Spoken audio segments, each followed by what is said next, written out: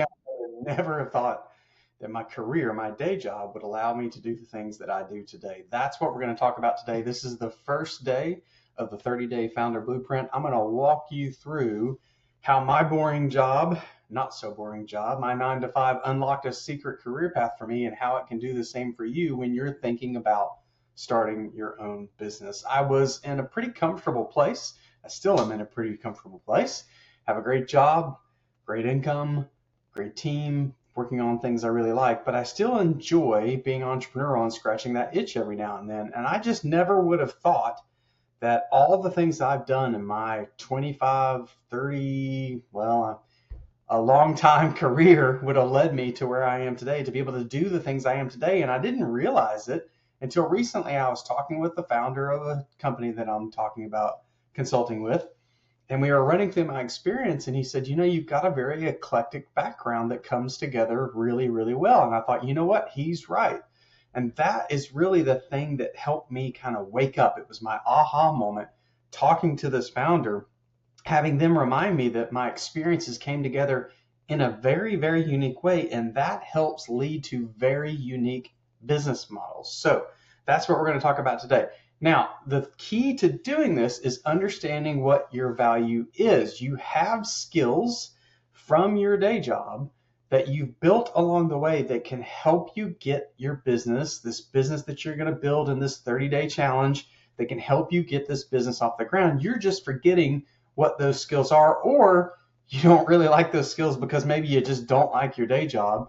But they are important and they will help you get to where you want to go. Now, before I walk you through 5 steps today for how you can look at your boring day job and unlock a secret career opportunity, secret business opportunity, if you have any of those skills, I'd love to just pop a comment into the video, talk about the skills you have. Let's get them down in writing. It'll come together. It'll all make sense. I promise you, it'll make a whole lot of sense. So step 1, the blueprint. So 5 steps to unlock a hidden business opportunity that you're just not thinking about. Number 1 is to sit down and do what I just said, is to map out your insider knowledge. What are the things that you know that other people don't know because of an industry that you've been in? Like I've been in finance and banking for decades, right? What are the things that you know that other people just don't know because they're not in your industry? Dump all that in writing or use a keyboard, whatever way you like to think. Put all that down and think about it. You're not listing tasks and things like that. You're listing specific skill sets that you have. So one way I teach this is to not think of yourself as an accountant. Don't focus on your title and the insider knowledge that gives you. Think of the things that you've accomplished. I'm a perfect example of this. I'm a senior director of product management in my day job, but that's not necessarily all I do for the company. I do a lot of strategy for the company, and I do lots of other things for the company. And so if I just focused on the title that I have, I wouldn't be able to easily translate that into business opportunities of my own. So instead, focus on the skill sets you have and the results that you've been able to accomplish. So one that I talk about all the time, it's all over my social media, is that I've done over $300 million in product launches and $800 million in fundraising. Getting that out, saying that, kind of helps me think about how those things can come together and collide into a business opportunity. So just put it all down. You're not managing accounts. You're resolving shipping disputes that turned into 15% reduction in losses, that type of thing. So I want you to just map out the insider knowledge that you have specific to your industry, and then take the next step and say, specific to the role you're in, what's the insider knowledge that you've been able to develop in this boring day job, but that's really going to help you start your business. Okay, that's step 1. Step 2, then I want you to activate your warm network. So I want you to talk to people who are in business models that you're interested in. So let's just assume that you have some skills around documentation and paperwork and contracts. Maybe talk to some attorneys and see what opportunities they see, how they feel about the industry, that type of thing. When you do that, then I want you to actually talk to people who know you well. And I'm not talking about your mom or your best friend. I want you to get a little uncomfortable, and I want you to talk to people who just know you in professional settings.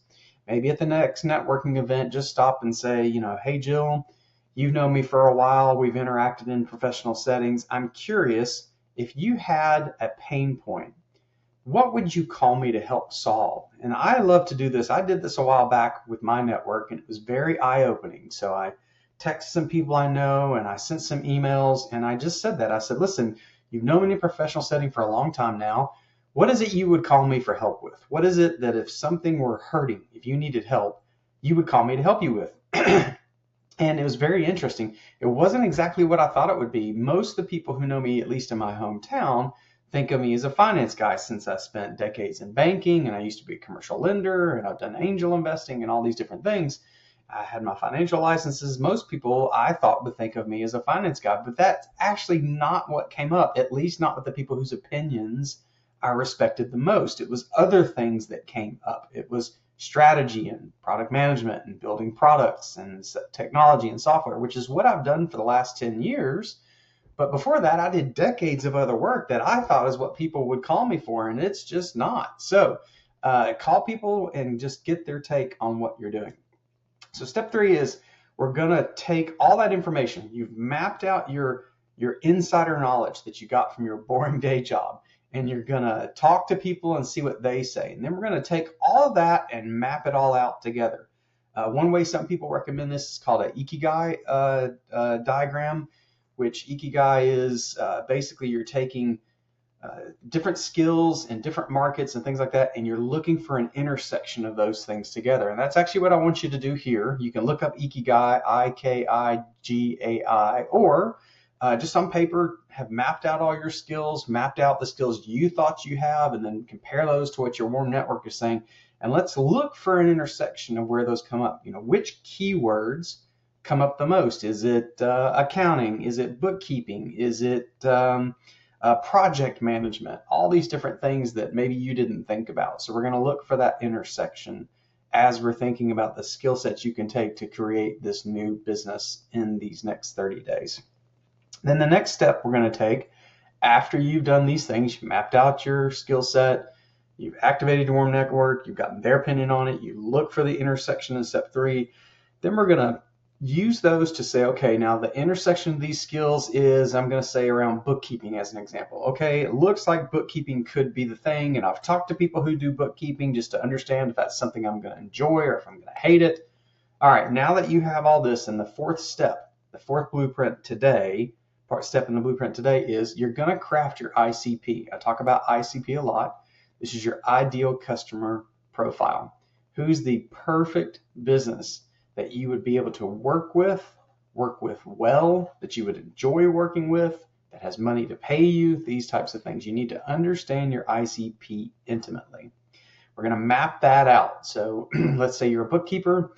Your ICP could be, a few pieces of your ICP could be companies who have at least $500,000 in revenue. Why does that matter? Well, if they're too big, they bring bookkeeping in-house. If they're too small, they can't afford you. So let's say you decide your ICP is $500,000 in revenue. It's businesses in, well, I'm going to pick someone I know, Joey DeWitt. I know him on Twitter, X.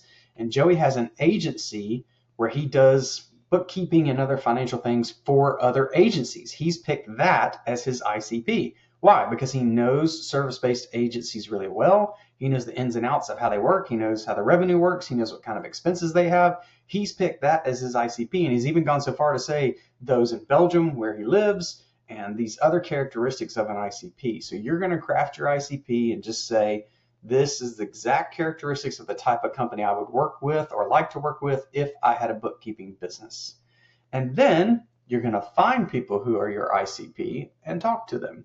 Now, this is not about going out and trying to sell a service just yet. We're only in the first day of your 30-day founder blueprint. We're just ideating. This entire week is going to be about ideating. We're just ideating the types of businesses you could have. But part of that is drilling down into these things and talking to your ICP, your ideal customer profile, and just understanding more about them. So we don't just come up with the idea for a business, decide that our skills match that business. Our warm network tells us that it's a perfect business for us. The intersection of skills says it makes sense. We've crafted what looks like an ICP on paper. We don't just run off and start creating the business. We're going to take our time and ideate this business and make sure it makes a lot of sense. And to do that, you need to interview your ICP. Imagine what happens if you interview a few ICPs and you realize that you hate talking to these people. Well, that's probably not the business that you want to start. Now, where do you find your ICP? Lots of research. You can do it through online. You can do it through your network. Call your network and say, hey, I'm thinking about starting a bookkeeping business and I want to work with other agencies. Who do you know that owns an agency that I could interview? Could you introduce me to them? And when you talk to them, hey, I'm not looking for your business. I'd just like to interview you about your business and when you work with bookkeepers, what you like, what you hate. And then sit down and do some of those interviews and understand those pain points. The other thing this is going to do for you, besides learning whether or not this is the business you want to start, it's going to help you understand what those ICPs are looking for in the first place. This morning I talked to a startup and I was talking to them and they were sharing how some of their competitors' customers are now starting to call them. And I said, well, why are they calling you? And they said, well, our service is just better. Well, if that was something that you knew, that your ICP placed that much emphasis on service, wouldn't you focus on the service aspect of your business model when you start building it? So 5 steps in the blueprint, at least in terms of 5 steps for unlocking, hidden skills that you've learned in your day job that could turn into a secret career path. This is the first day of the 30-day founder blueprint. Step through these, think about the skills you have, activate your warm network, look at the intersection of your skills, craft your ICP, and then let's make some calls to your ICP and see if this is really the type of business that you want to launch. Next time, we'll talk even more about ideating around this business idea and how to take it to the next level.